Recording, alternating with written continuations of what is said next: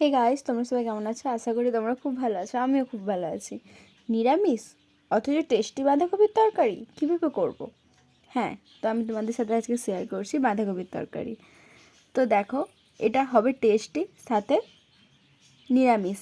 তো তো তার জন্য আমি নুন হলুদ দিয়ে বাঁধাকপিটাকে প্রথমে সেদ্ধ করে রেখেছি। তার মধ্যে আমি দুটো আলু দিয়েছিলাম, দিয়ে জিরা আর শুকনো লঙ্কা ফোড়ন দিয়েছি। তারপর দিয়েছি আমি আদা আর টমেটোটা দিতেই হবে, মাস্ট। দুটো টমেটো দিয়েছি আমি। তো সেটা মশলাটাকে ভালো করে ভাজতে হবে।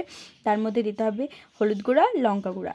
ভালো করে এগুলো দিয়ে ভালো করে মশলাটা যখন কষিয়ে আসবে, তখন তোমাদেরকে একটু সামান্য জল দিয়ে দিয়ে কষাতে হবে। তারপর আমি অ্যাড করলাম জিরে গুঁড়ো।